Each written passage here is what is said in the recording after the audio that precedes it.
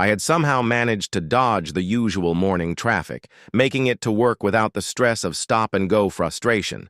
And just when I thought things couldn't get better, there it was.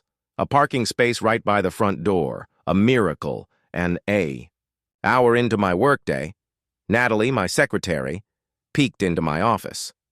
"Tom Snelling is online too," she said. My heart kicked up a notch.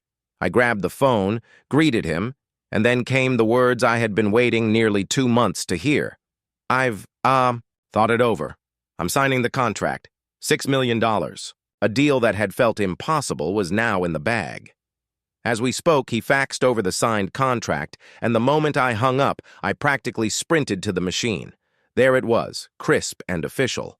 I grabbed the paperwork and headed straight for Barry's office, my boss, the owner of the company. His secretary let me in, and with a grin, I told him, "I'm here to make your day." Barry skimmed through the contract, his lips curling into a smile. "I didn't think you'd pull this off," he admitted. "Others tried and failed." Then came the kicker. My bonus would be obscenely large. Not bad for a morning's work. I barely had time to process my victory when, at 11 a.m., Stella, Barry's secretary, called. "Barry needs to see you, urgently." When I walked in, he didn't even let me sit. "No need to get comfortable," he said. "As of noon today, you're the new vice president of sales." Just like that, my entire career had changed. And my first task? A trip to Dallas to smooth things over with a major client. Stella handed me the details, offering to arrange my trip, but I waved her off. I could handle it. Still buzzing, I decided to head home and pack before my flight. On the way, I tried calling my wife Terry to share the news. No answer. When I pulled into the driveway, something felt off. Her car was there. She should have been at work. Strange. I parked behind her and stepped inside. And that's when I heard it. "Oh my God, yes, sweetheart, make me finish." The words echoed through the house, shattering my perfect day in an instant. I walked to the bedroom door and froze. There, tangled in sheets, was my wife, completely lost in the moment with Randall Cunningham, her boss. They were so engrossed in their betrayal that they didn't even notice me standing in the doorway. Their moans drowned out the faint clicks of my phone as I snapped picture after picture, capturing undeniable proof.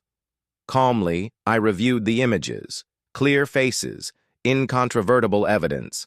Satisfied, I turned and left without a word. It took me exactly 25 minutes to reach the firm. As I stepped into the lobby, I locked eyes with the receptionist. "I need to speak with Bart Sampson," I said. Bart and I were well acquainted. He greeted me with a handshake as I entered his office. "Good to see you, Rob. But if you're here to take Terry to lunch, you're wasting your time. She's out." I smirked. "Oh, I know exactly where she is and who she's with." I pulled out my phone. "Let me show you something." His expression hardened as he scrolled through the photos. "When did you take these?" 30 minutes ago at my house. They were too busy to notice me." His jaw clenched. "They're supposed to be having lunch with a client." He checked his records, found Terry's number, and dialed. We waited. Then finally, she answered. "Terry." His voice was cold, professional, lethal. "Your husband is here. He just showed me some rather disgusting photos of you and Randall, taken half an hour ago. You both have until 5:00 p.m. to clear out your belongings.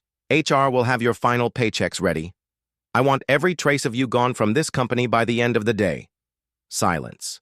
Then a muffled plea. "No, Terry." He cut her off. "We have nothing to discuss. Goodbye." He hung up and looked at me, shaking his head. "Rob, I had no idea this was happening. What are you going to do?" I exhaled. "Divorce her." "And my company?" "Nothing. If you had no idea, you can't be blamed. I'm just sorry I won't be seeing you at company events anymore." I stood to leave, but just as I reached the door, he called after me. "One more thing." I turned back. I've never done business with your company before. Terry working here made it a conflict of interest, but she doesn't work here anymore. Call me next week. A slow grin spread across my face. I'll definitely call you. With that, I walked out. There were bigger things ahead. And the first stop? A store to pick up everything I needed for my trip to Dallas. A fresh start, a new beginning, and this time on my terms.